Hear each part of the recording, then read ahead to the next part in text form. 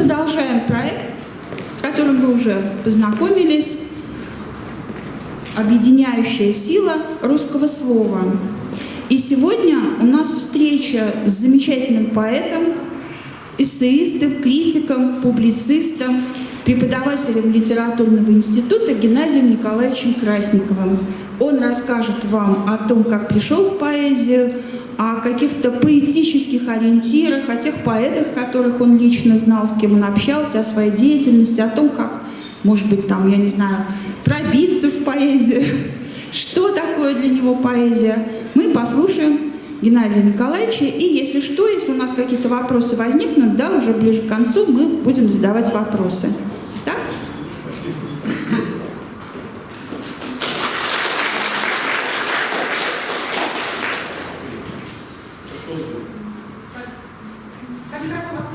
Идет звук, да? Все нормально?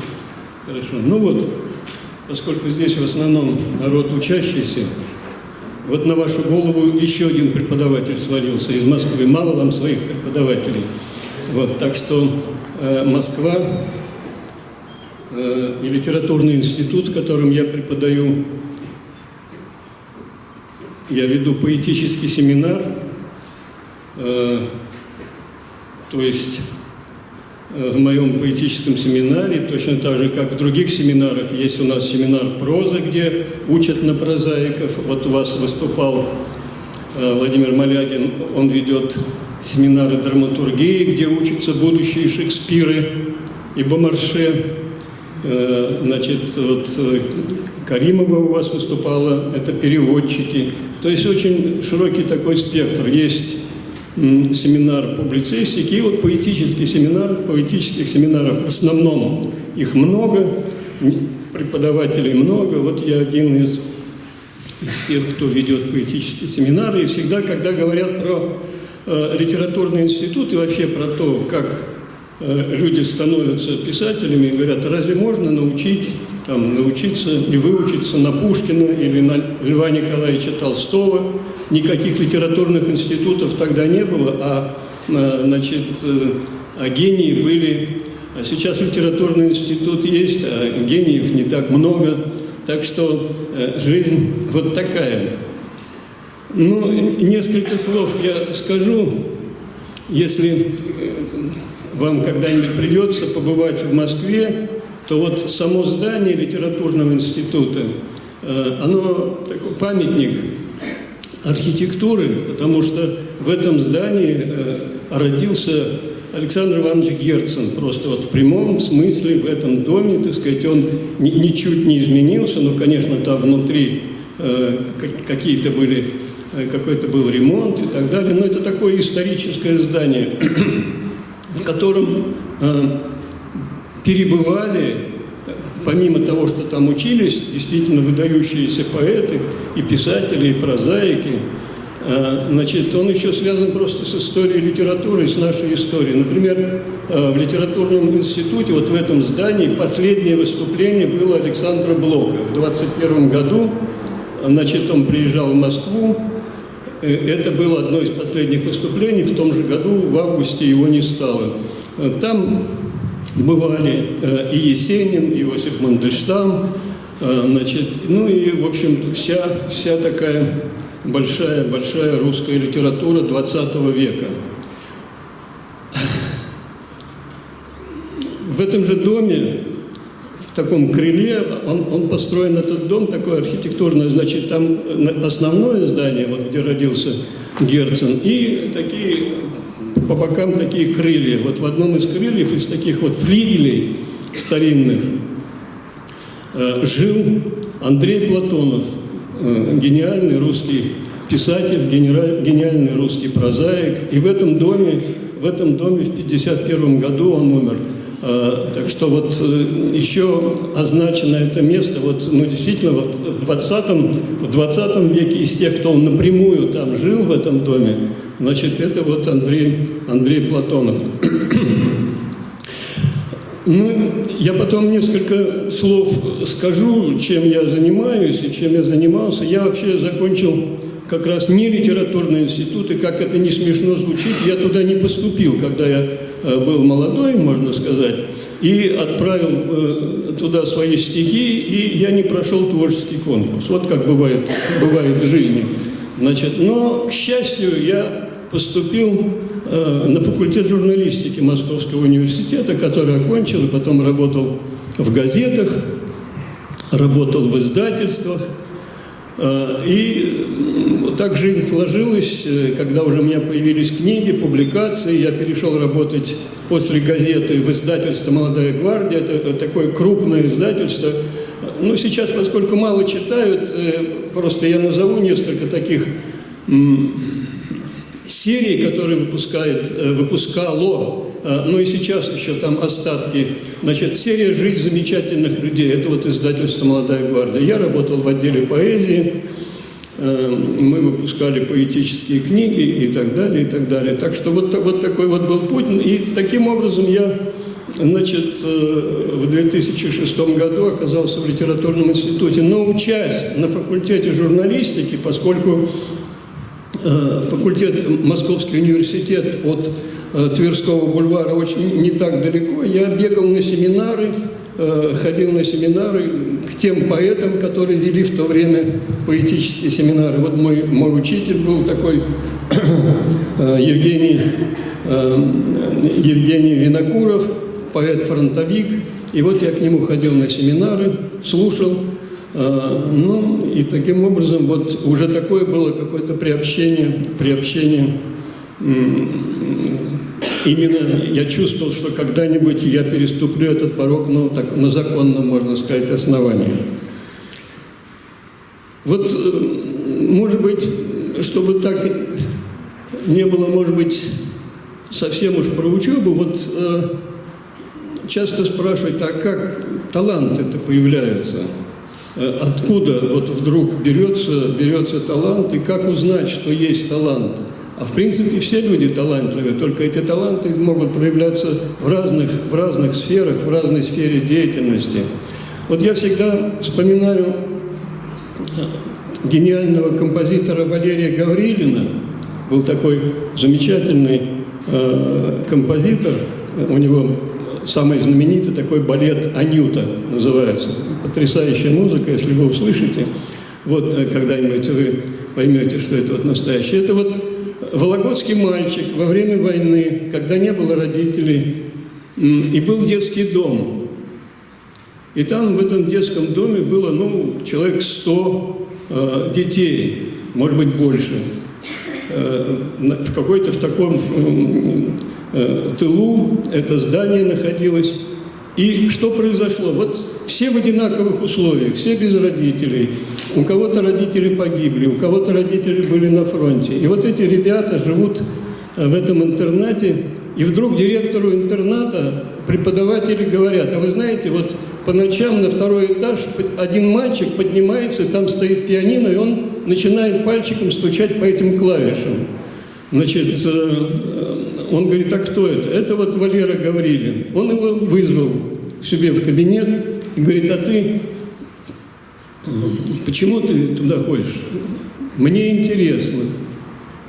Он говорит, ну ты по ночам не ходи. Вы знаете, попал, вот бывают такие встречи удивительные в жизни. Какой-нибудь бюрократ бы сказал, не ходи, не буди людей по ночам, не давай детям спать. А он ему сказал, ты по ночам можешь не приходить, приходи днем. Я тебе вот даю ключ, значит, от зала, где стоит это пианино, и, пожалуйста, занимайся. Вот таким образом, помимо того, что... Я почему этот случай всегда вспоминаю? Вот как 200 человек, а один человек вдруг ночью его какой-то вот... какая-то сила его поднимает, чтобы он шел и вот уже чувствовал что, свой путь. И удивительно, что вот на его пути встретился этот директор детского дома, который его не оттолкнул и не сказал, нечего здесь трогать, здесь это шум поднимать и так далее.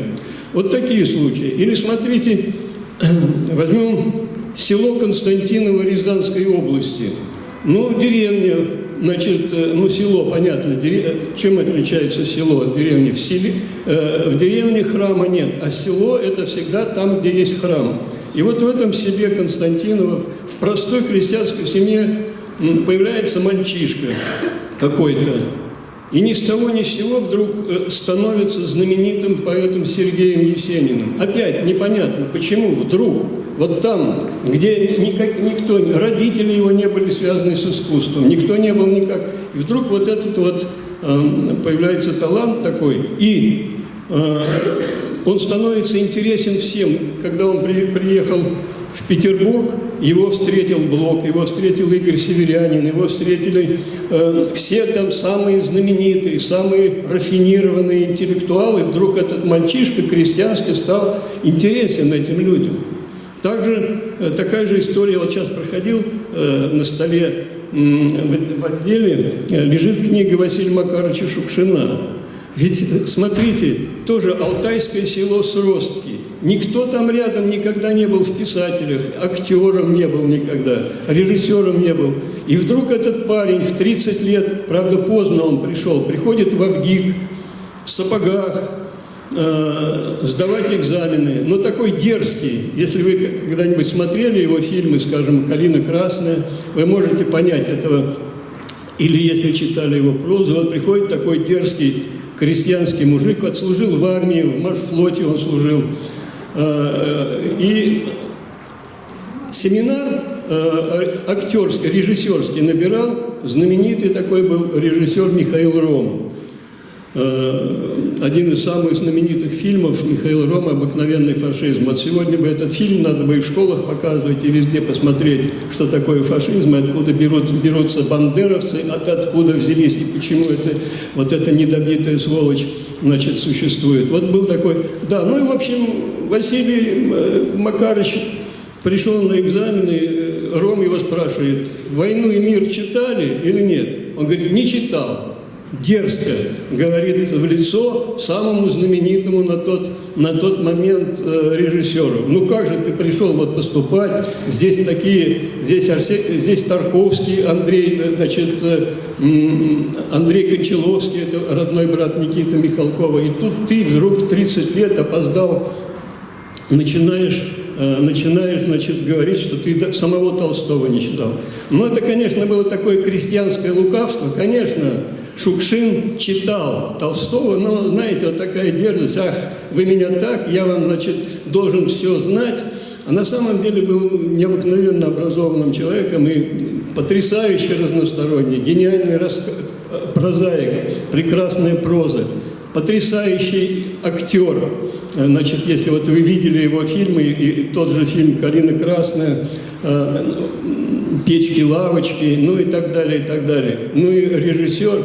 И последний фильм, в котором он снимался в фильме у Сергея Федоровича Бондарчука «Они сражались за Родину». Это, кстати сказать, повесть Михаила Шолохова. И вот вся съемочная группа ездила к Шолохову для консультаций, когда шли съемки.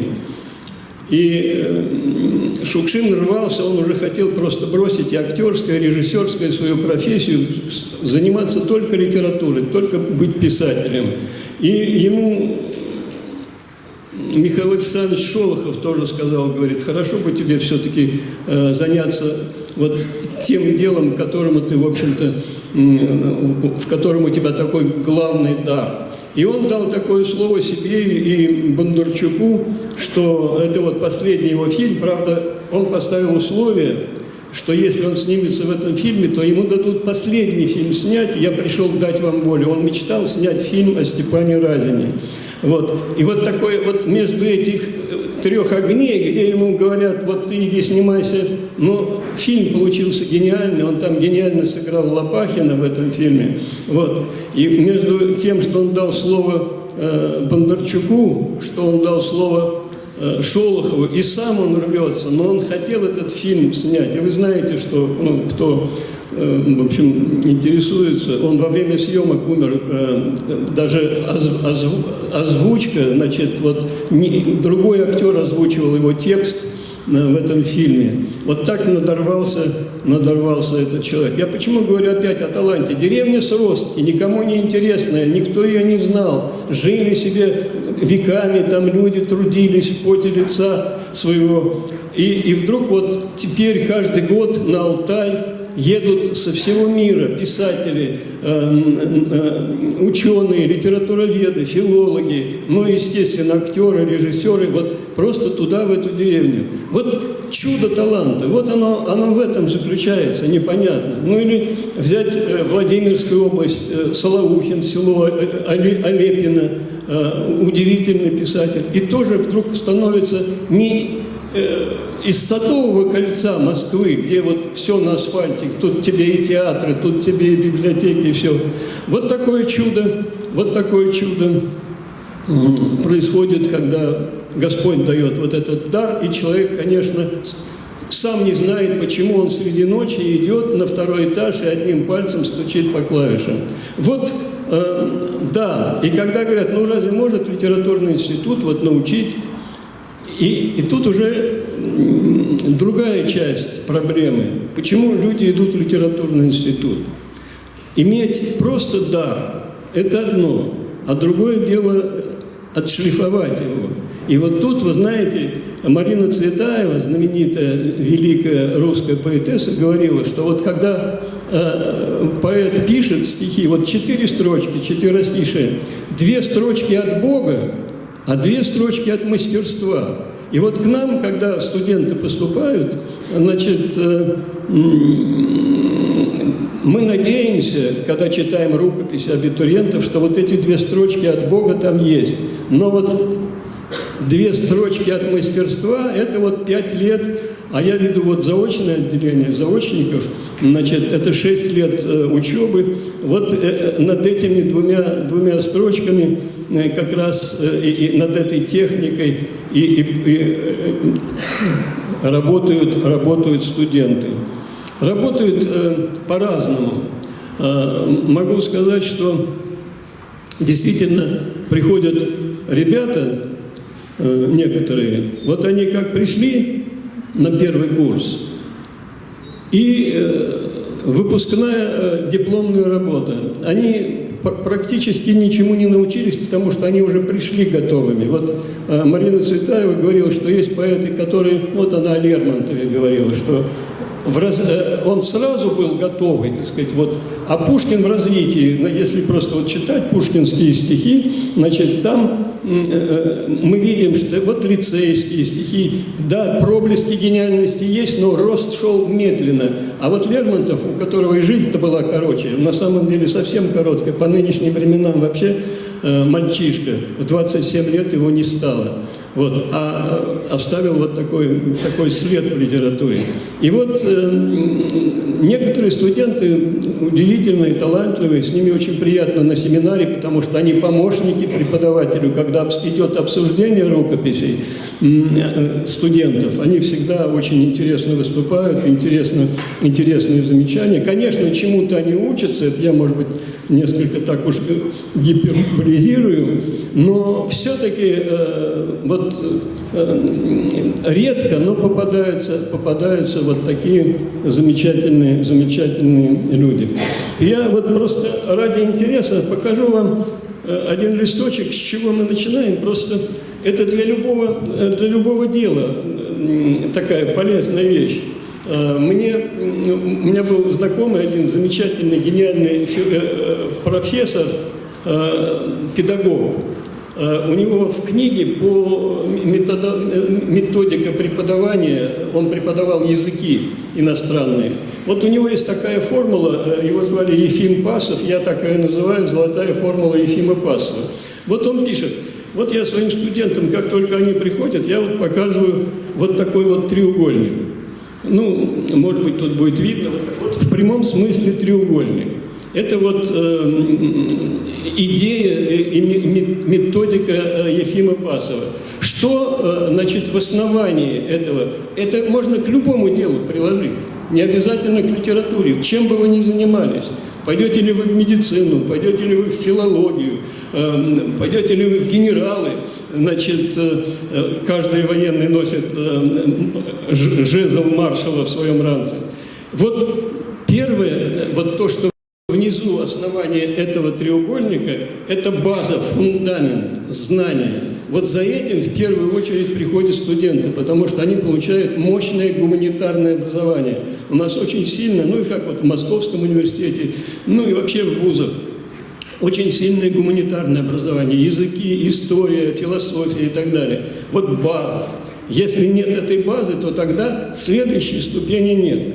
Дальше следующая поднимается строчка – это ремесло. Вот если есть база, если есть культура, если есть основание, на чем вот этому треугольнику держаться, то это ремесло. Опять же, оно пригодится в любом деле. Кому приходилось, не дай бог, сталкиваться там с врачами в больнице, с самим или когда кто-то из ваших родственников. Если вы видите врача в белом халате, но который не может вену найти, чтобы кровь взять из вены, я видел много раз, как вся рука черная, а никак не могут катетер поставить. Вот такие бывают случаи. Вот это ремесло, и оно в любом деле. И вот это ремесло, те самые две строчки, о которых Марина Цветаева говорит, что к тем двум строчкам, которые от Бога. Вот это ремесло. Следующее. Вот уже ремесло. А дальше треугольник все сужается и сужается. Да, база, ремесло. Дальше мастерство. Вот мастерство, вот мастер. Когда-то была такая статья, у Аграновского был замечательный журналист, в газете «Известия» работал. Он об одном краснодеревщике писал. И это был гениальный краснодеревщик, который делал мебель потрясающую, хоть на любую европейскую мировую выставку вези, значит, его работы. И он, значит, в разговоре с журналистом сказал, когда он спросил, вот что же вы вот такой вот мастер, вот так вот вы стараетесь все это сделать, значит, у вас же все, значит, вы и так все умеете. А он сказал, плохо само получится, плохо само получится. Поэтому даже вот имея вот это ремесло, это то, что уже называется мастер. И то, что раньше вот на каких-то изделиях ставили тавро такое, печать мастера, уже знали, что там, вот, ну, известное, самое известное, это Фаберже. Вот это мастерство, там уже понятно, что это не просто ремесленная работа, не просто кустарная работа, это настоящее мастерство. Ну и пик, вершина этого треугольника – это искусство. Тут уже, знаете, значит, это уже единицам дается. Вот у Николая, когда вот вторую еще картинку покажу, и тогда, значит, это тоже вот на первом курсе, чем мы занимаемся на семинаре с студентами. Вот такие вот каракули, вот такие круги. Что они обозначают? Вот в произведении что важно? Ну, содержание, то есть что? Вот есть содержание. Мы, когда читаем повесть какую-то, мы следим за конвой, за сюжетом или фильм смотрим. Что? А второе – это как, это форма. И вот это очень важный момент, это вот то, что как раз ремесло и мастерство вот с этим связано. Вот у Николая Заболоцкого есть знаменитое стихотворение «Некрасивая девочка» называется. И там финал этого стихотворения очень интересно пишет Николай Алексеевич Заболоцкий, пишет о том, что вот маленькие дети, и среди этих детей вот такая вот девочка неуклюжая какая-то, ну такой вот, как в сказке «Гадкий утенок». Неизвестно потом, как этот гадкий утенок превращается в лебедя. Вот. И, значит, вот он описывает, как если вот когда она вырастет, узнает, что она, может быть, действительно таким гадким утенком останется. И заканчивается стихотворение такими строчками. Но что есть красота? И почему ее обожествляют люди? Сосуд она, в котором пустота, или огонь, мерцающий в сосуде? Вот это вот чудо, понимаете? Вот это, если этого огня, мерцающего в сосуде, мы знаем красивых людей, но пустых, с которыми неинтересно. Я помню, когда я в одной газете работал, Там старый журналист был, значит, в центре Москвы редакция была, и проходит, значит, по улице такой красивый, Ален Делон, значит, проходит и к нам в редакцию, и они знакомы.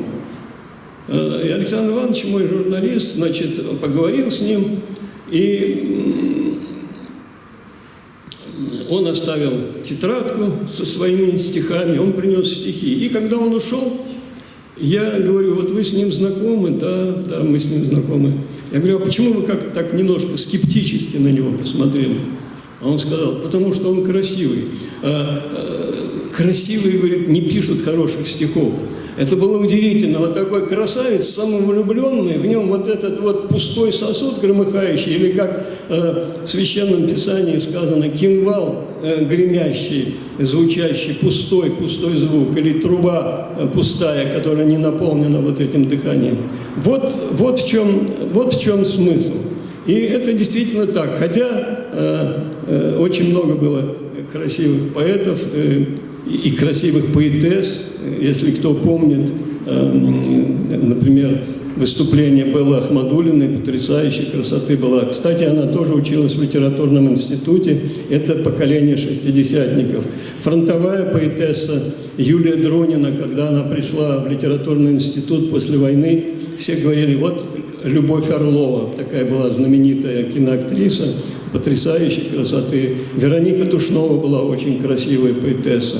Вот. Но среди поэтесс больше было как бы вот так вот, вот такой вот мужской, Ален Делоновской, пустой, значит, красоты немного. Ну, Есенин был действительно красавец, но быстро сгорел. И если вот посмотреть на фотографии Есенина молодого, и он и умер-то в 30 лет, покончил жизнь самоубийством. Просто увидите, как человек сгорел. Это вот тоже очень интересная история. Сам себя сжег, спалил. Правда, вот у меня книга есть, я потом немножко скажу. Книга называется «Роковая зацепка за жизнь». Вот здесь вот портрет Есенина в разбитом зеркале.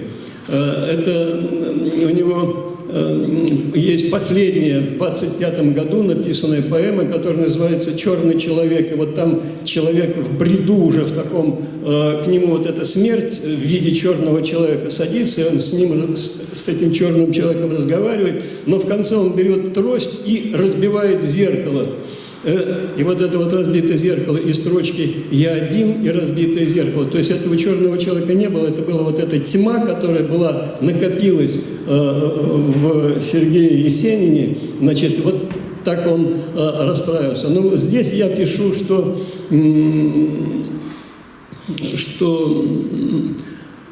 многие современники, кто рядом был в это время, говорили, что это не самоубийство, а его просто убили, от него избавились. Точно так же, как и с Маяковским история. То ли застрелился, то ли застрелили. Я видел воспоминания людей, которые были рядом с ним, которые писали, что он был загнан, Владимир Владимирович Маяковский, и могли убрать, потому что слишком большая была фигура для того времени и влиятельная, и, значит, в общем, не высовывайся, одним словом. Но, с другой стороны, он мог застрелиться, тем более, что несколько раз он писал в стихах об этом. Кстати, удивительная вещь. Вот видите, как кругами мы ходим. Удивительная вещь. Когда-то Анна Ахматова сказала: не пишите о смерти поэта. По-моему, она повторила слова Пастернака: не пишите о смерти поэта. Удивительно, как словом это тоже к нашей жизни годится. Можно приложить. Словом можно вызвать какие-то вещи, которые нежелательны. Есть потрясающие истории. Например, Николай Рубцов, поэт-шестидесятник, написал когда-то стихи «Я умру в крещенские морозы». Значит, среди других замечательных стихов были такие стихи. И действительно, 19 января на крещение он погиб. Таких примеров можно привести немало. И еще раз говорю, что вот Маяковский несколько раз писал о том, что он застрелится. Удивительная история, может быть, вы не знаете, но последнее стихотворение прижизненное, которое написал Есенин, он написал его кровью. Написал кровью в гостинице «Англитер», вскрыл себе вену и написал 8 строк. «До свидания, друг мой, до свидания, милый мой, ты у меня в груди, предназначенное расставание обещает встречу впереди. До свидания, друг мой, без руки, без слова, не грусти и не печаль бровей, в этой жизни умирать не ново, да и жить, конечно, не новее». Эти стихи были написаны кровью. В 25-м году Есенину было 30 лет. 30 лет. Через день его не стало. Эти стихи написаны кровью. Удивительно, но когда ему было чуть больше 20 лет, у него есть поэма, где он вдруг описывает, как герой вскрывает себе вену и пишет договор с дьяволом. Вот это ужасная вещь. То есть за несколько лет до ухода, до того, как вот это случилось, значит, уже такая история была описана.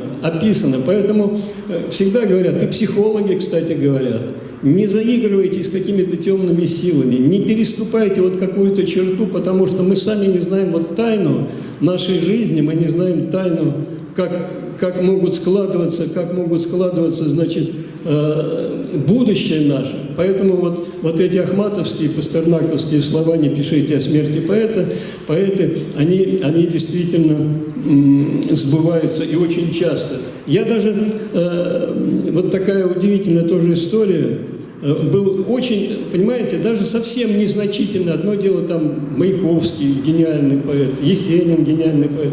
Но со словом нельзя играть в любом случае. Был такой совершенно средний поэт. Значит,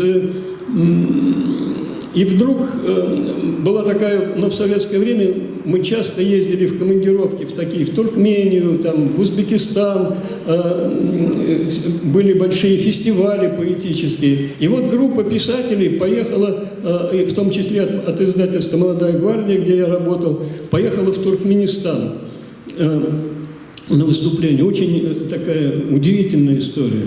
Значит,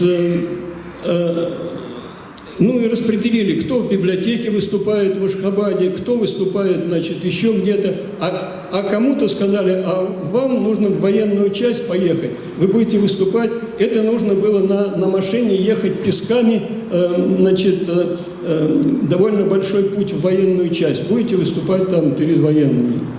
И сказали вертолетом. Полетите вертолетом, чтобы время не тратить, погода там непонятно что. И, значит, вот эта группа сказала, нет, это мы боимся вот на вертолете летать, и вот лучше мы поедем. И выбрали самого лучшего в Ашхабаде водителя, таксиста, который повез их, значит, испугавшись, значит, группа испугалась, не полетела на вертолете и поехали через Каракумы, значит, через пустыню поехали, значит, на выступление. И вот по дороге из вот этих песчаных вот этих холмов вышел солдат, который сбежал из своей части с оружием и расстрелял эту машину. То есть расстрелял и вот эту литературную группу, и вот этого лучшего водителя, который так не хотел ехать в эту поездку. Ну, в общем-то, можно было бы эту историю не вспоминать, но когда после этого я стал его книгу, значит, листать, вдруг вот у него, очень среднего поэта, вот что значит сила слова, страшная сила слова, где у него есть несколько стихотворений, где повторяются строчки «Я умру от пулеметной очереди, от автоматной очереди». Понимаете, это удивительно. Это просто тоже всем нам на заметку. Почему наши предки говорили, не ругайтесь черным словом, там, не смейтесь там ночью после 12. Они знали какую-то историю, которая передавалась из поколения в поколение, что вот этим черным словом ты, когда ругаешься, ты призываешь вот это на себя. Удивительно, есть описание одного юродивого, который, значит, ну, вы знаете, что вот среди, значит, вот в духовной жизни есть юродивые люди, которые, ну вот Василий Блаженный, в честь него в Москве стоит памятник, храм, посвященный Василию Блаженному, который мог говорить царю правду в глаза, значит, и говорит какие-то вещи, которые, так сказать, в привычной жизни не говорят. Это опять же к тому, что такое слово и вот эта тайна, которую мы не знаем. Так вот, описывается история с одним юродивым, который, значит, вот, ну все знали, что к нему ходили за советами, спрашивали у него. Но вот возле кабака, где пьянка шла, гулянка шла, он стоял и целовал стены кабака, а возле храма он брал грязь и бросал в стены, на стены этого храма грязь. Никак говорили, ну как же так? Юродивый, Христа ради юродивый. Почему? И ответ получили совершенно потрясающий. Потому что он целовал стены кабака, потому что он хотел спасти тех, кто там находится. А возле стен храма он говорил: вы не видите, темные силы стоят, это я их отгоняю. То есть, представляете, какая метафизика? Есть физика, есть метафизика, то, что выше нас, выше нашего понимания. Только некоторым людям это может открываться. Вот так же через слово открываются какие-то вещи. Вот, собственно говоря, если так вот вспомнить какие-то вещи, но еще такая, может быть, будет интересно. Вот, ну, как пишут стихи, есть много книг, как пишут стихи, как создаются стихи. Ну, такие бывают скучные учебники, вот так рифмовать надо, вот так пользоваться словом, вот так надо ритмом пользоваться. Но есть чудесные вещи. Вот просто из детской литературы, которая вам всем известна, уж точно все знаете стихотворение Чуковского «Муха-цокотуха». Вот. Как оно было написано? Это вот как раз часть того, что называется мастерством. Корней Иванович Чуковский, автор этого замечательного произведения, на котором выросло несколько поколений детей, он рассказывал, как он шел по улице, а он был такой длинноногий человек. И вот он немножко такой детский, детскость в нем такая была, хулиганистость в этом взрослом человеке. Вот так шел, перепрыгивая через лужи, и вдруг, значит, уловил такой ритм: муха, муха, цокотуха. Так, вот этот ритм, его интонация это повела позолоченное брюхо. Муха по полю пошла, муха денежку. Пока он шел к дому, стихотворение складывается, он прибегает домой, чтобы не потерять вот эту нить, которую он уловил, которая пришла, просто, можно сказать, вот свалилась ему на голову. Дома под рукой не оказалось бумаги, ничего не было. Он стал сдирать со стен, тогда назывались шпалеры, обои, и написал это стихотворение на обоих целиком, огромное, большое стихотворение, классику русской детской литературы, вот таким вот образом. Понимаете, это же тоже чудо, удивительное чудо. Есть разные способы. Вот мы сегодня с вами должны вспомнить, что этот год не случайный. В этом году 225 лет со дня рождения Александра Сергеевича Пушкина. Он родился в 1799 году. А ровно через 15 лет родился Михаил Юрьевич Лермонтов в 14 году. Значит, в этом году 225 лет и 215 лет со дня рождения Михаила Юрьевича. Вот опять о темпераменте писателя. Что такое темперамент? Вот темперамент Чуковского, который прыгал на одной ноге. Мне Новелла Матвеева, я много лет дружил с выдающейся поэтессой Новелла Матвеева, может быть, вы ее песни знаете, она бард, много пластинок. Значит, она рассказывала, когда Чуковский прочитал ее стихотворение, у нее было такое стихотворение «Зайчик», он начал прыгать через стул, так радовался этому стихотворению, что вот такое солнечное, яркое стихотворение, этот уже за 60 лет он начал прыгать через стул. Вот. Так что, и вот у Василия Розанова советую читать один из умнейших людей, может быть, один из лучших критиков конца XIX века, в XX веке. Значит, он интересное наблюдение сделал, но оно реальное, оно из жизни. Чем отличалась работа Лермонтова над стихами от стихов Пушкина? Удивительное наблюдение. Все видели, и только нужно было быть гениальным Розановым, чтобы как-то это структурировать и понять, что это такое. Вот он пишет, что большинство произведений Пушкина написаны, когда он был в замкнутом пространстве. Вот «Болдинская осень». Что такое «Болдинская осень»? «Болдинская осень» – это холера, 30-й год, 1830 год. Пушкин уже готов жениться на Наталье Николаевне Гончаровой, но он оказался в Болдине. Значит, куда поехал получать наследство, чтобы, так сказать, вот невесте, семье Гончаровых сказать, что вот ему отходит вот это имение Болдина. И вдруг холера. И деваться, он несколько попыток делал, но в те времена, представьте, когда вот мы сейчас, у нас семинары моего, у многих во время ковида дистанционно шли. И вот возмущались, вот дистанционно. Вот дистанционно 1830 год. Он дважды не мог пробиться, чтобы уехать наконец-то к своей молодой невесте в Москву. Значит, и возвращался. И таким образом в замкнутом пространстве он написал свои лучшие стихи. Вот это «Болдинская осень». Еще один период. Ссылка в Михайловское. Значит, опять в замкнутое пространство. Он никуда не может выехать. Он под надзором. Даже папаша его был, так сказать, чем потом Пушкин был, чему был он возмущен, когда узнал, что даже отца его попросили, чтобы он за ним наблюдал, никуда не уехал. Опять же, там написано и «Пророк» в 1814 году, вот 4 года он был в ссылке. Значит, да, в общем, Борис Годунов, «Пророк», лучшие произведения во время этой ссылки были написаны.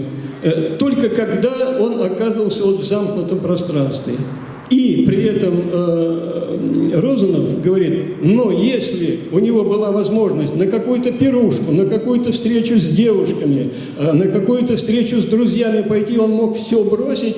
Вот такой мощный был у него характер. Все бросал, и никакого письменного стола, ничего, он уже был там. Лермонтов, наоборот, его никакими пирушками не заманишь, его ничем не заманишь. Он садился и писал, пока он не сделает, пока он не напишет.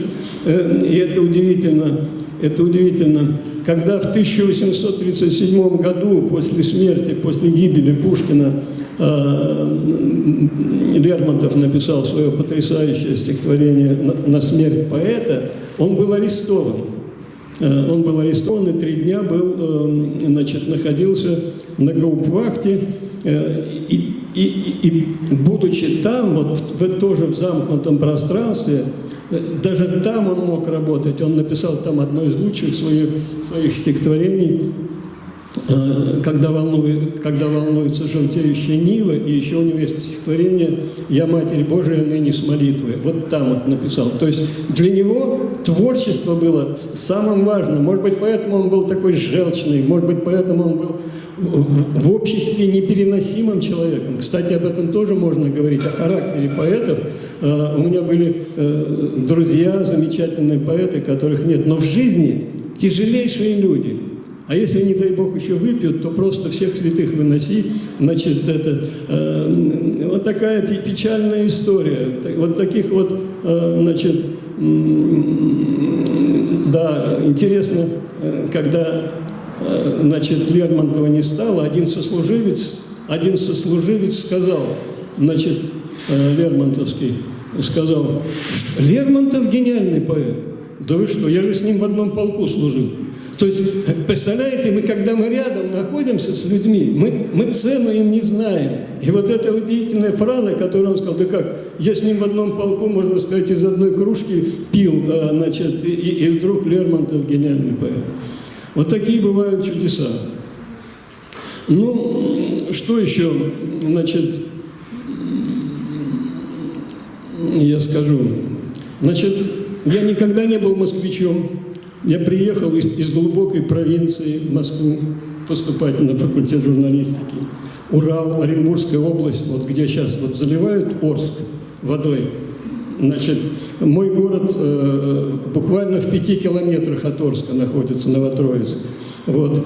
Рабочий город. Я в 14 лет пошел работать в автохозяйство, автоэлектриком, автослесарем. Значит, учился в школе рабочей молодежи. И, значит, после этого я приехал в Москву и поступил на факультет журналистики. Сразу поступил. Мне интересно, это просто тоже для, знаете, для амбиций, поскольку вы все молодые в основном. Значит, мне мои друзья говорили: а ты чего в Москву-то поехал, на Ленинские горы поступать? Значит, когда в Орске есть пединститут, в том самом Орске, который сейчас затоплен. Вот там бы и поступил бы, и все было бы нормально. Ну, про амбиции. Я сказал, с Ленинских гор легче падать, потому что если ты провалишься, то ты уже упал с Ленинских гор. А если ты в Орский пединститут не поступил, то это будет печально. И соседям не скажешь, и друзьям не скажешь. Так что вот иногда такие вещи. Ну вот, значит, факультет журналистики. Мощнейшее гуманитарное образование, крупнейшие преподаватели. У нас, например, был преподаватель Эдуард Григорьевич Бабаев, читал русскую литературу XVIII век. Филологи с других факультетов, значит, гуманитарии приходили и под аплодисменты слушали его лекции. Удивительные были люди. Вот. Еще одно интересное, ну тоже все связано, понимаете, в жизни как связано. Вот те были времена какие? Значит, ты заканчиваешь институт, университет, у тебя распределение. Значит, куда пошлют? Значит, идет, значит, после защиты дипломов, приезжают так называемые эти самые работодатели, нанимают к себе студентов, выпускников. Ну вот. Очень ответственный момент. Все ждут этого момента. Значит, куда, значит, развернет человека судьба. Значит, ну вот. Ну, поскольку я из далекой провинции, пишущий человек, мне, конечно, бы в Москве остаться. Ну, как в Москве остаться? В Москве остаться никак нельзя. Но нет такой возможности. Но где-нибудь поближе к Москве, какой-нибудь Иваново, какая-нибудь Тверь, ну что-нибудь вот такое. Значит, в день, когда вот эти работодатели приехали набирать себе молодых журналистов, значит, выбор был такой: Норильск, Талды-Курган, еще какие-то, ну, самые дальние края. Но я, вот опять же, промысел Божий, просто проспал. Я опоздал. Значит, и я пришел, когда уже все работодатели ушли. И как я потом говорил, все лучшие места расхватали. Значит, и мне сказали, вот осталось одно местечко в Подмосковье. А это 2 часа от Москвы. И вот так я попал в подмосковную газету, где я работал журналистом несколько лет. Вот. То есть, вот видите, как иногда судьба какие-то делает неожиданные повороты. Пришел бы я раньше всех, и был бы я где-нибудь в Талды-Кургане, значит, замечательное место, но не было бы возможности, вот тех возможностей общаться с людьми, с которыми я хотел общаться. Дальше, еще об одном везении. Вот раньше проводили совещания молодых писателей. И я попал вольнослушателем. Опять я не попал, значит, таким законным способом, но сказали, кто хочет, пусть приходят, вот так, как вот здесь сегодня. Вот вы пришли, вот вольнослушателем, пусть придет. Семинар вели выдающиеся люди. Значит, фронтовик Михаил Кузьмин, фронтовик Марк Соболь и самый популярный в то время, вот сегодня день космонавтики, равный по популярности Юрию Алексеевичу Гагарину, значит, был Евгений Евтушенко. Он вел, значит, тоже семинар. Ну вот, Ну, естественно, все, кто, так сказать, по закону там, они обсудились. Они обсудились, всех послушали. А те вольнослушатели, ну, если говорили, если время останется, то, может, и вас послушают. Ну вот, семинары шли 2 или 3 дня. Большая рукопись у меня была, значит, стихов. И друг мой один говорит, вот завтра последний день, отдай-ка ты стихи Евтушенко. Я говорю, как Евтушенко? Ну, это самый известный, самый популярный, но самый... Я уж со всеми вместе. Нет, ты отдай ему стихи. Ну, и я его в коридоре, можно сказать, за локоть поймал Евгения Александровича и отдал ему большую папку со стихами. Вот, на следующий день на семинарах, значит, все-таки нескольким вольнослушателям дали возможность выступить, и в том числе и я выступал.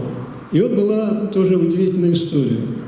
Значит, я начал читать стихи такие, можно сказать, как теперь бы сказали, крутые. Там Вознесенский был в то время тоже очень известный. Вот такие метафоры, все ярко, все звучит, все звенит. И вот я такое читал, значит, ну, там меня потрепали.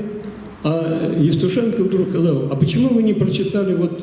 И указал на одно из стихотворений в этой папке. Почему вы не прочитали? А я его постеснялся. Это было самое простое, вот понимаете, вот житейское, про то, как мы, когда я приезжаю на родину, к матери, там, вот эту, в одинокую эту квартиру, как мы занимаемся побелкой, как многотиражкой устилаем пол, и как потом я уезжаю, оставляю мать одну, и стихи заканчивали строчками «но одиночество не забелить, ничем не забелить». Вот это вот какая-то такая была... Я постеснялся это прочитать, это слишком какое-то личное такое. Он сказал, а вот это-то самое главное, что у вас есть, где вы есть, где вы настоящие есть, вот это вы... И понимаете, вот это, что значит мастер? Он сразу видит самое главное. Не надо, знаете, как Есенин, у Есенина есть такие строчки, петь по-свойски надо, как лягушка. То есть не петь соловьем. Если у тебя голос не соловья, не стесняйся вот петь по-свойски, так же, как лягушка. Кстати, потом я нашел эту строчку у Овидия, у античного автора, в «Метаморфозах». То есть Есенин был очень образованным человеком. То есть вот настоящее – это то, что за тебя никто не напишет, понимаете? Вот эти крутые всякие штучки, я своим студентам говорю, значит, много уже поколений прошло передо мной, я говорю, вот давайте вот мы ваши стихи вот сейчас положим вот так вот в один ряд и будем читать. Можно ли будет кого-то узнать, что это вот какая-то индивидуальность или нет? То есть, понимаете, как будто пишет один и тот же поэт. Тем более, что сейчас вот все такие стали модные, крутые, все пишут без рифм, пишут верлибры свободным стихом, значит, без точек, без запятых. Я над этим бьюсь, но бесполезно. Приходится лапки поднимать кверху. Ладно, пусть они такие хотят быть такими европейцами, хотят быть. Вот. Но индивидуальность проявляется как раз в том, когда ты настоящий. Да, вот такой, какой ты есть, со своей историей, со своим Константиновым, со своими сростками и так далее. Вот. Так что вот есть замечательный поэт Владимир Соколов. Вот когда я о Чуковском говорил, как появилась муха-цокотуха, там была интонация. Вот есть очень интонационные поэты, которых сразу по интонации узнаешь. Вот у Соколова как раз вот Тверской поэт, значит, вот такие интонационные стихи. Но есть еще одна очень важная вещь, вот как раз когда говорят о мастерстве. У Соколова есть стихотворение, которое называется «Моцарт и Сальери». И оно заканчивается так. Но если кто-то знает, что Сальери был потрясающий мастер, просто удивительный мастер, который владел в совершенстве. И не случайно у Пушкина даже в маленьких трагедиях Моцарт ему говорит: ты гений, Сальери, ты мастер. И вот, тоже, если вы помните, в этих маленьких комедиях Моцарт приводит какого-то скрипача с улицы, пьяного, который там на плохонькой скрипочке что-то такое, и Сальери сходит с ума: как такую гениальную музыку ты доверяешь вот этому пьянице, этому человеку с этой ничтожной скрипкой. И вот у Соколова есть стихи, значит, которые Моцарт и Сальери, которые заканчиваются так: «Сальери – мастер в высшей мере, лишь одного не разумел, что сочинять умел Сальери, а слушать нищих не умел». Вот это, понимаете, это то, что сегодня утрачивается. Сегодня все красавцы, все распускают перья, все распускают хвосты павлиньи, но вот это внимание к человеку труда, к человеку с трудной судьбы. Почему Есенин нужен всем? Потому что он знал вот эту среду, он ее любил, он ее воспевал, он над ней плакал, это была его трагедия. Точно так же, если вы почитаете рассказы Василия Шукшина или Валентина Распутина или Василия Белова, или стихи Николая Рубцова. Вот, значит, это вот умение слушать нищих, то есть слушать людей, которые страдают, может быть, даже не в прямом смысле нищих, которые страдают, которые с тобой живут одной историей, которые живут в памяти твоих поколений и так далее. Ну вот, значит, после этого я работал в подмосковной газете, и через какое-то время я снова отправил стихи Евтушенко, когда от него получил вообще потрясающее письмо, даже не могу вслух произнести, там такие слова были высокие, но вот как все бывает в жизни. Евтушенко, который очень много, мы с ним дружили, очень много для меня сделал, очень яркий человек. Вот он тоже вроде Чуковского, который обои срывал.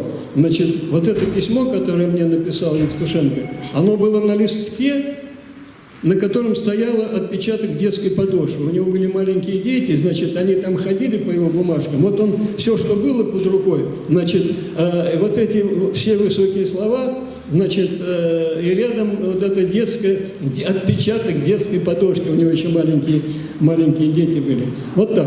Значит, и когда я попал в издательство «Молодая гвардия» редактором отдела поэзии, у меня выходила первая книга, и предисловие к этой книге написал Евтушенко. В вашей библиотеке эта первая книга есть. Книга называлась «Птичьи светофоры». Причем это был исключительный, удивительный случай. Предисловие было написано в стихах. То есть Евтушенко написал предисловие в стихах. Такого никогда раньше не было. Он потом печатал эти стихи в своих сборниках и так далее. Ну вот, значит, мы выпускали журнал «Поэзия», альманах «Поэзия». Потом была перестройка, потом все рухнуло. Потом, значит, была безработица и так далее, и так далее. Но я продолжал занимался составлением антологий поэтических. Я издал поэтическую антологию русской поэзии XX века, поэтическую антологию русской поэзии XXI века. И писал, и составлял сборники стихов со своими предисловиями. Я составил книги Цветаевой, Блока, Волошина, Гумилева. Ну, десятки книг вот, выходили с моим предисловием, составленные мной. Вот одна из последних книг, это вот как раз статьи мои к предисловию. Значит, здесь вот новелла Матвеева, Николай Глазков, Юлия Друнина, Андрей Дементьев. Вот, может быть, последняя в своем вот этом затянувшемся монологе. Андрей Дементьев в моей жизни сыграл потрясающую роль. Вот я 2 года назад получил была создана премия имени Андрея Дементьева, значит, молодому поэту давали, и как бы человеку, который, занимается, так сказать, вот, продвижением литературы. И я лауреат первый, вот этой самой первой в том смысле, что она была первая. Вот. Меня, молодого поэта, значит, Андрей Дементьев, будучи главным редактором журнала «Юность», в 1983 году напечатал мою поэму «Эпицентр». Журнал выходил, значит, там было 6 или 8 миллионов подписчиков, то есть тиражом 8 миллионов молодого поэта тогда, значит, он напечатал. Это была довольно такая шумная, значит, вещь, я получил за нее премию Бориса Полевого, журнала «Юность», рок-оперы ставили и так далее, и так далее. Но всю жизнь мы с Андреем Дмитриевичем, вот он, значит, вот он такой вот сделал шаг, он даже когда вот я за 2 месяца до смерти его, значит, мы с ним сейчас в Твери есть дом поэзии имени Андрея Дементьева, и там вот молодых, значит, встречают и так далее, и мы с ним разговаривали, и мне сказали его близкие, он только, говорит, вот 2 считал людей, у него, конечно, огромный авторский круг был, все хотели напечататься в «Юности». В прозе Юрий Поляков и в поэзии вот кого он любил и кого он поддерживал. И, конечно, для меня это очень дорого, и я сейчас вот каждый год, 2 раза в год, в день его рождения в июле, и вот в день, Международный день поэзии, вот только что в марте я был, значит, в Твери, в Доме поэзии, значит, я составляю там сборники лауреатов премии, там такая премия для молодых поэтов «Зеленый листок», тоже пишу предисловие, и вот с вдовой, с Анной Давыдовной Пугач Дементьевой, я составил книгу тоже, со своим предисловием вышло. Вот кто в моей жизни сыграл большую роль, это Андрей Дементьев, вот Евтушенко, он. Ну и, конечно, я 20 лет работал в «Альманахе поэзии» с удивительным поэтом, классиком Николаем Старшиновым, фронтовиком. Значит, и потом через него, у него первая жена была студентка Литинститута, когда он пришел с войны, они вместе, тоже фронтовичка, Юлия Дронина тоже очень много мне помогала. Ну и 40 лет дружбы с Новеллой Матвеевой. Вот сейчас, в прошлом году, в первом номере журнала «Москва» я напечатал удивительную вещь. Она, вот вы сегодня мне показали мою первую книгу, она на первую мою книгу написала огромную статью, рецензию. И отдала ее мне. Она 40 лет, эта статья лежала, я ее нигде не печатал. Не знаю почему. Вот она лежала, значит, и вот уже Новелла Николаевна, она в 16 году ушла, давно нет, и я просто предложил журналу «Москва», они напечатали, так что большая статья Новеллы Матвеевой. Это была, мы дружили с семьями, они бывали у нас, ее муж замечательный поэт Иван Семенович Кивуру. Вот. Так что вот такие дела, если говорить. Так что я сейчас вот занимаюсь преподаванием, составляю преподавательской деятельностью, составляю книги. Вот последняя книга у вас здесь тоже есть, только что вышла, называется, ну просто завершающая, только что вышла буквально несколько месяцев, книга статей, которая называется «Не помнит мир спасенный». Почему такое название? Я дружил, значит, и с Винокуровым, Винокуров тоже писал обо мне, и с Константином Яковлевичем Ваншенкиным, замечательный поэт, тоже фронтовик, ну, автор всех этих знаменитых песен «Я люблю тебя, жизнь» и так далее. И он рассказывал, когда не стало Винокурова, Евгения Михайловича Винокурова, автора знаменитой песни, ну, прекрасный поэт, но всего одна песня знаменита на его стихи «Сережка с Малой Бронной и Витька с Маховой». И там завершается это стихотворение, эта песня завершается словами «Но помнит мир спасенный, мир вечный, мир живой, Сережку с Малой Бронной и Витьку с Маховой». И Ваншенкин мне говорит, когда умер, говорит, Женя, ну, они ровесники с 25-го года оба, значит, когда умер Женя, говорит, мне мой товарищ фронтовой позвонил, говорит, Костя, значит, тоже фронтовик к фронтовику. Как там было, говорит, у Жени, у Винокурова, стихи, прочитай мне. Ну и, говорит, я прочитал вот это, значит, вот это стихотворение «Сережка с Малой Бронной». В полях завислые сонные лежат в земле сырой Сережка с Малой Бронной и Витька с Маховой. А где-то в людном мире, который год подряд одни в пустой квартире их матери не спят. Свет лампы воспаленный пылает над Москвой в окне на Малой Бронной, в окне на Маховой. Друзьям не встать в округе, без них идет кино. девчонки их подруги, все замужем давно. Но помнит мир спасенный, мир вечный, мир живой, Сережку с Малой Бродной, Витьку с Меховой. И Ваншенкин говорит, вот с того конца, с провода, с телефонного сказали, не помнит мир спасенный. И то, что вот мы сейчас с вами знаем, как они хотят, как они отменяют русскую культуру, как они отменяют, как они забыли на все юбилеи победы, победители Советский Союз не называют. Вот. Ну и, может быть, последнее, вот, поскольку мы сегодня вспомнили два юбилея Александра Сергеевича, Михаила Юрьевича, когда говорят, что такое, как можно отменить русскую культуру? Ну, конечно, отменить ее нельзя. Но смотрите, удивительная вещь. Я много лет езжу в Михайловское на пушкинские праздники, в дни рождения Болдина. Год в Болдино, год в Михайловское, там вот я выступаю. И удивительная вещь. Немцы были в Михайловском, ну, в Святогорье. Там Святогорский монастырь, там, где похоронена мать Александра Сергеевича, и где, когда он когда он хоронил мать, он себе купил место, могилу возле монастыря. Удивительная вещь, просто на секунду отвлекусь. Он был очень суеверный человек, и когда поднимался полезть по ступенькам, кто там вот по ступеням к этому монастырю, там на холме, он отсчитал ступеней, загадав, сколько он проживет. Это вот в день похорон матери. Значит, этих ступеней было 37. Ну, еще одна тоже такая связанная с суеверием Александра Сергеевича, когда было венчание с Натальей Николаевной в храме. Во время венчания ветер, вдруг в храме ветер и задул свечи во время венчания.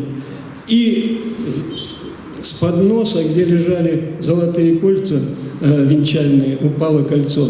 Пушкин был очень суеверным человеком, и, конечно, он почувствовал, что вот какие-то знаки ему посылают. Ну так вот, значит, про то, как отменяют. Так вот, немцы были в Михайловском.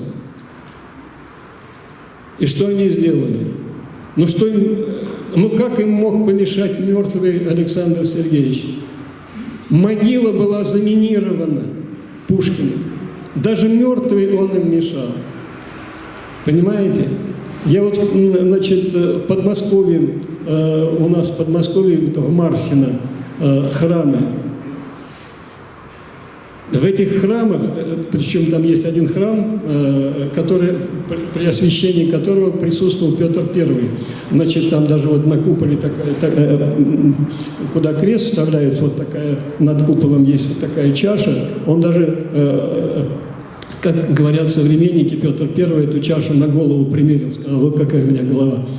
В этом храме, когда в 1812 году пришли эти цивилизаторы, так называемые французские, все эти макроны, петухи недоделанные, значит, конюшни устроили в этом храме, оргии устраивали в этом храме. Это они хотят отменить русскую культуру.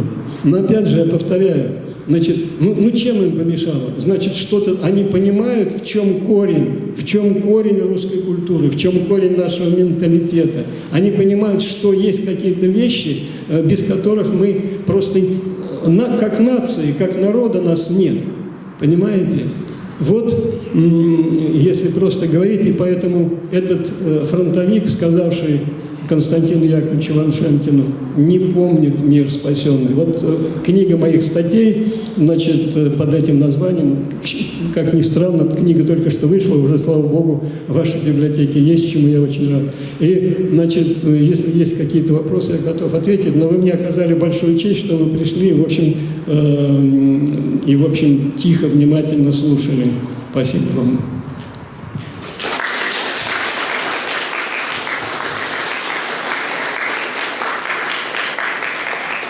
Геннадий Николаевич, а почитайте свои стихи. Это будет очень уместно. Немножко. Ну, действительно, да. Но поскольку тут я такой иногда бывает мрачноватый человек, такой в стихах говорит, а где стихи о любви, там вот это, когда с молодежью, а ты что, о любви не писал, что ли? Вот. Но в основном, как бы, вот я начну, ну, немного прочитаю, но стихи, которые, когда я был студентом журфака, и когда жил на Ленинских горах, сейчас я надеюсь, что я найду, значит, стихотворение. Да, это вот была та пора, когда хочешь не хочешь, а стихи о любви писались. Вот. А потом ты уже становишься философом, может быть, скучным, может быть, не очень. Вот, но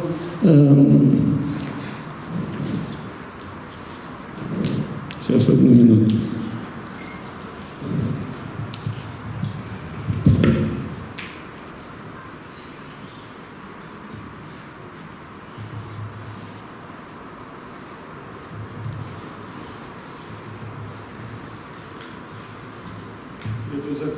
Закладок много сделал, но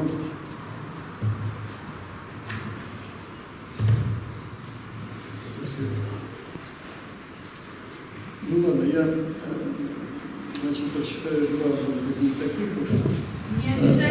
Да, нет, я просто все равно хотел бы. Значит, ну вы знаете, да, что вот есть, ну, у меня среди моих родственников есть такая девочка-аутистка. Она живет в интернете, потому что она в таком вот коллективе жить не может. Ее зовут Даша. Ну вот, если бы просто вам приходилось видеть таких людей, они очень замкнутые, очень, как такой у них внутренний мир, замкнуты на себе. И вот стихотворение такой, этой девочки, посвященной Даше. Словно в селки залетевшая птица бьется, трепещет и каменеет. Что в ее бедном сердечке творится, ни рассказать, ни сказать не умеет.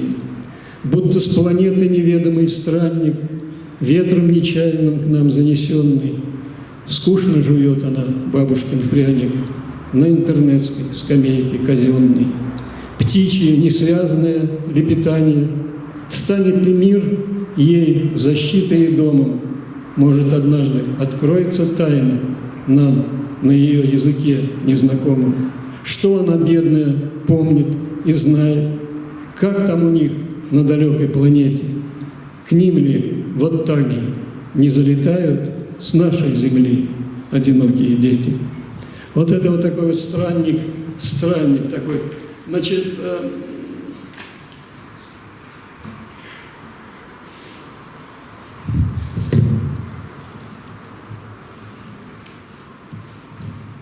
ну, может быть, еще такое, сначала я прочитаю серьезное, потом, вот, когда я говорил об этом «Не помнит мир спасенный», стихотворение называется «Зачем?».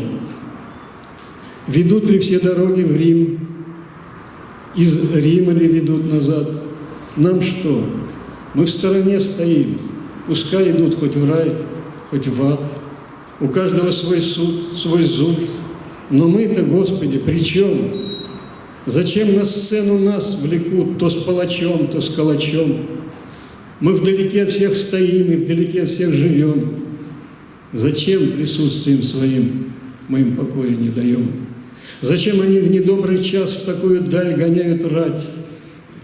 Знать, в драмах мировых без нас им скучно роль свою играть. Но стоит только лишь начать, слегка рассудок помутить. Одни хотят нас обличать, другие нас хотят учить. Ведь если вправду гений он, и если он не идиот, зачем сюда Наполеон за гибелью своей идет? Зачем сюда, как в страшный сон, влечет Адольфа все сильней, как будто он заворожен грядущей гибелью своей? Войну везде войной зовут, но только здесь ее исход всегда решает Божий суд и незлобивый наш народ. Всю жизнь, Россия, горний свет и крест нести твоя стезя. Мы дали миру свой сюжет, и выйти из него нельзя.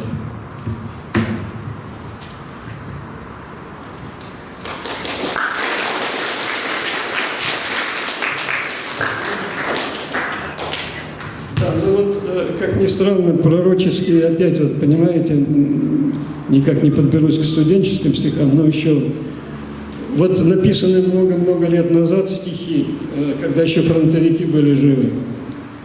Как та приливная волна, исчезнув, опять прибывает. Вот так же во все времена зловещее слово «война», забытое, вновь возникает. То вдруг не слышна, не видна, то снова грозит и пугает, и целый народ и страна поют, если завтра война, и завтра она наступает. Но праведный штык и свинец тот сумрак разгонят гнетущий, и думает старый боец, теперь-то уже, наконец, покончено с ней проклятущей. Но лишь ненадолго война, как маятник, вдаль откачнется, на землю сойдет тишина, которая так непрочна, как будто вот-вот оборвется. Ну, сейчас.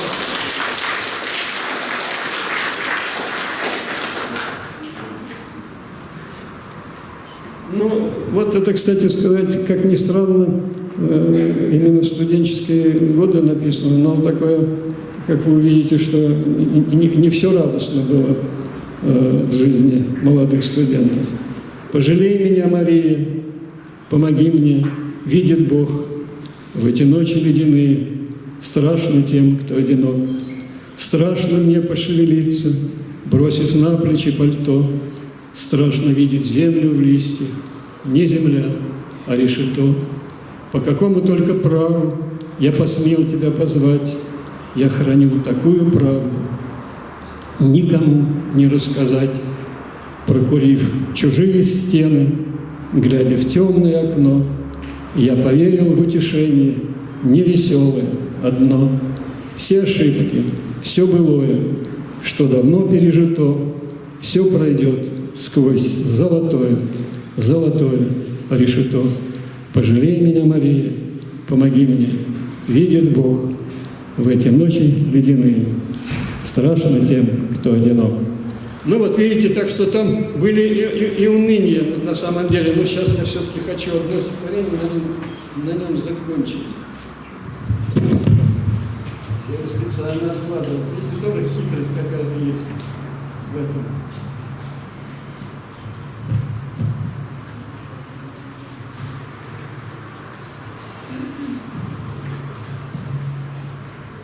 Ну ладно, вот пусть будет это. Не из старых, не из новых. Это на будущее. Всем нам с вами совет. У судьбы не попрошайничай, только помни наперед, кто с надеждой распрощается, тот 3 дней не проживет. Если день погаснет праздничный, сердце омрачив твое, у любви не христорадничай, не разжалобишь ее. Даже если гром обрушится и дорога подвела, все равно не поберушничай возле барского стола. Льешь ли слезоньки горючие, остается жить в обрез. Лишних дней не выконючивай в бухгалтерии небес. Желтый лист в ладонь опустится, скоро осень и зима.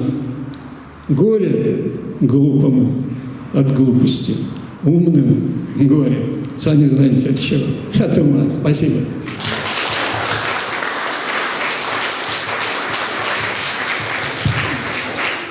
Спасибо большое, Геннадий Николаевич, было замечательно. Я думаю, мы все поддержим, да?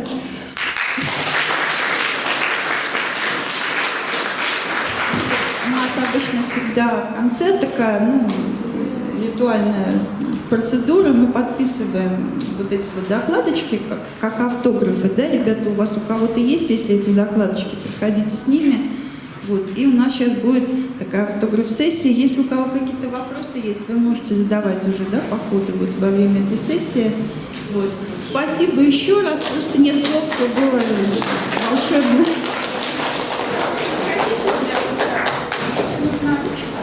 Что я должен?